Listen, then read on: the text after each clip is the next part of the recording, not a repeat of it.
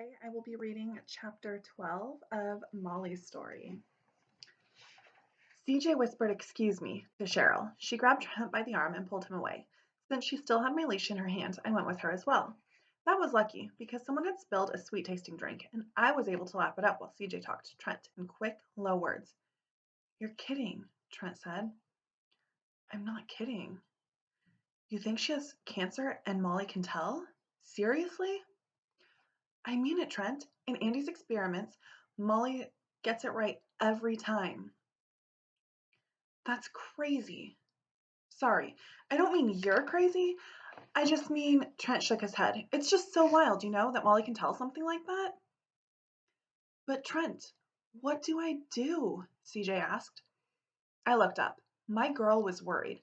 I could hear it in her voice. Even her smell had changed. I gave one last lick to the sticky floor and went to nuzzle at her hand to remind her that everything was all right since I was there. CJ stroked my head, but she clearly wasn't paying real attention to me. I had to keep nudging her hand because she'd pet me once and then let her hand just hang there, doing nothing in particular. "Should I tell her?" CJ said. "Well, you have to tell her," Trent said. "But here, now, it's an art show. There are all these people." "She's got to know, CJ. And it's not like there's ever going to be a good time." I felt a little of CJ's worry ease. She stood a bit straighter. "You're right. Okay," she nodded. "Oh no, look over there." "What?" "Cheryl's talking to Gloria. I can't believe it. Of all people." "I'll come with you if you want," Trent offered. "No, wait for me here, okay? Cheryl probably won't want an audience. I'll figure out a way to get her away from Gloria. Come on, Molly."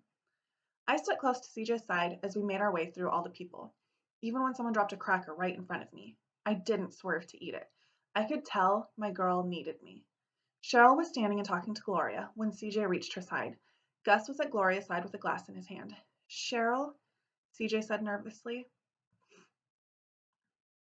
"can I talk to you right now?" Cheryl looked a bit surprised, but she smiled in a kind way. "Of course, if it's important," she said. "It's kind of private," CJ told her. "Private?" Gloria stood up straighter. "I'm your own mother, Clarity June. What's private from me?" CJ squirmed a little. Cheryl looked back and forth from her to Gloria. Gus frowned. "We won't be a minute," Cheryl told Gloria, and she reached out to take CJ's arm. They walked across the room towards the door. Maybe we were going outside. A walk would be more fun than staying in the room, even with the occasional bit of food on the floor. When they got to the doorway, CJ talked. Cheryl listened. She shook her head. Cheryl grew paler and put out a hand to touch the doorframe, as if she needed to lean on it for support. "I don't know. I can't be sure. Maybe Molly's wrong," CJ said in a rush. "Except she's never been wrong in the experiments. I have to tell you. You should go to the doctor right away. Andy, she's the dog trainer. She says early detection is a really big deal. The biggest deal there is." Cheryl's eyes were wide and bright. "My mother. She died of breast cancer," she murmured. A few tears started to slip down her cheeks. "I'm sorry. I'm really sorry, Cheryl," CJ said. She sounded like she might cry too. I looked back and forth from one to the other. Both of them were worried and anxious, and we didn't seem to be going on a walk. I wondered why not. I was sure a walk would make us all feel better. I have to go," Cheryl said. More tears came down her face. "I'm sorry, CJ. I just can't. I have to leave now." And she pushed her way out of the door, moving like she couldn't see very well. I put a paw on CJ's leg to get her attention. Then a voice spoke from behind us. "What on earth was that all about, Clarity?" It was Gloria. Gus was right behind her. Gloria stood looking at us with her lips pinched together. "What did you say to that teacher?" she said, her voice low. "Whatever it was, you certainly caused a scene." CJ rubbed a hand over her face. "I had to tell her something, Gloria. It was important."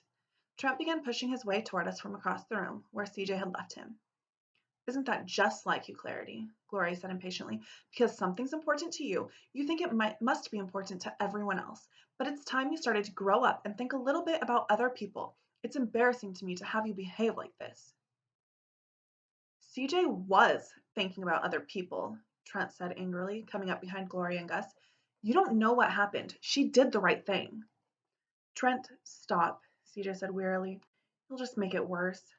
Everybody was upset. Nobody was eating any food. Nobody was petting me. Nobody was even looking at the walls anymore. Instead, lots of people in the room were staring at us. I would never understand why people spent so much time standing around and making words at each other when those words didn't seem to make them happy. Gus looked at Trent. Kid, go look at the art some more. Trent's jaw set in a stubborn way.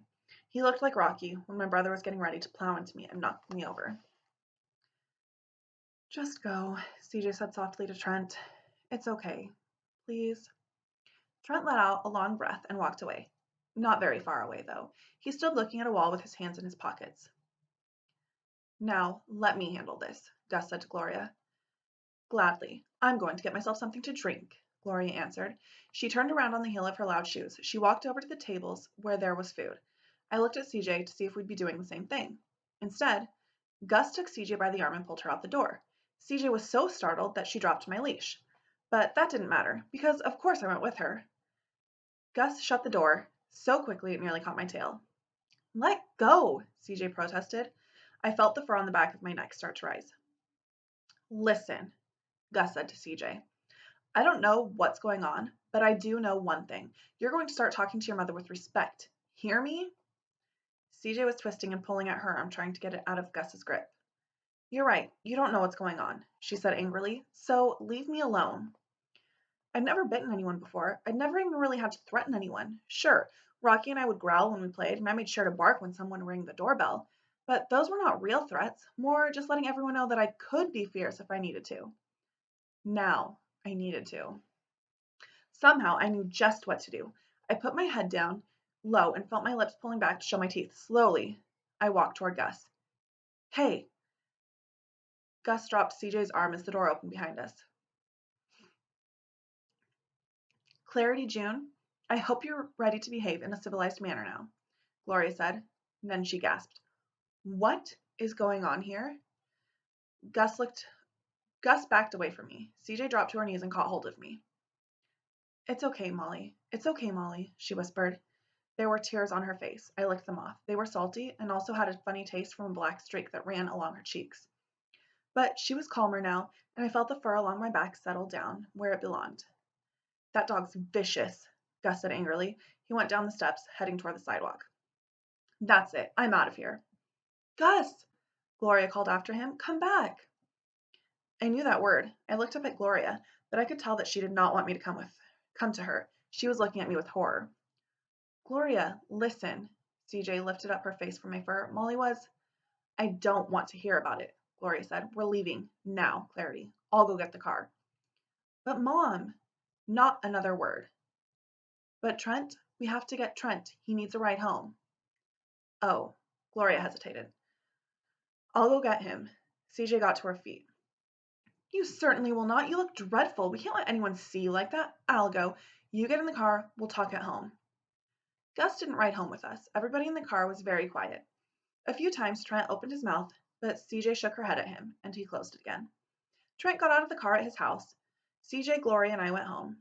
That dog, Gloria said, as soon as we got into the living room, is dangerous. Molly is not dangerous, CJ nearly shouted. I saw it with my own eyes, Clarity. She was going to bite Gus. Only to protect me. Protect you? Gloria snorted. Why would you need protection? He grabbed my arm, Gloria. He wouldn't let go.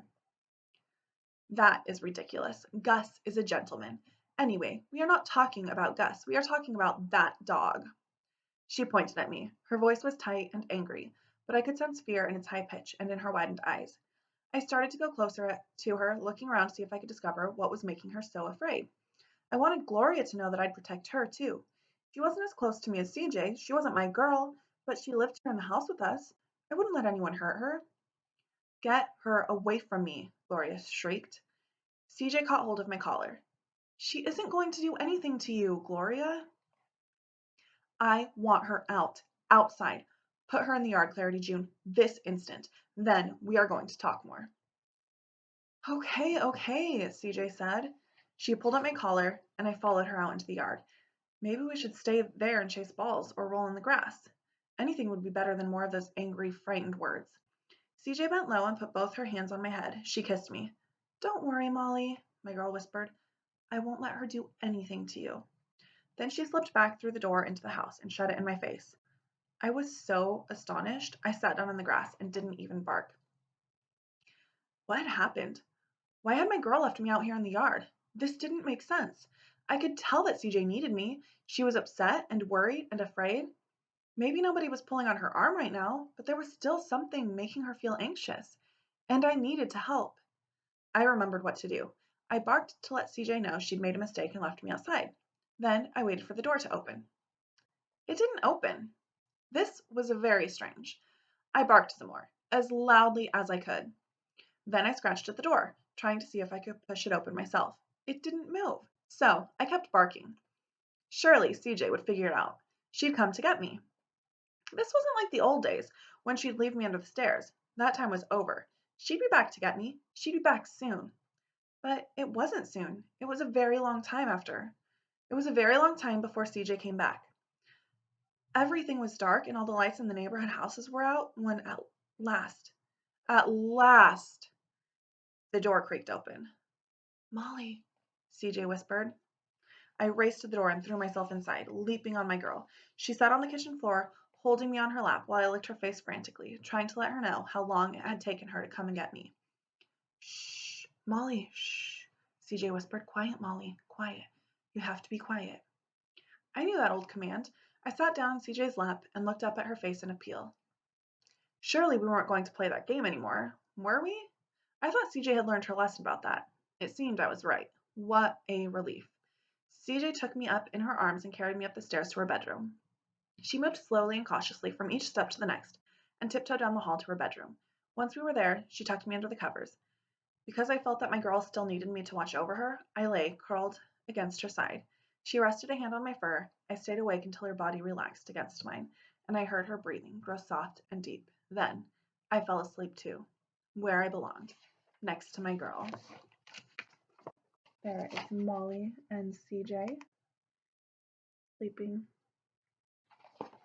And that is the end of chapter 12. I hope you enjoyed it.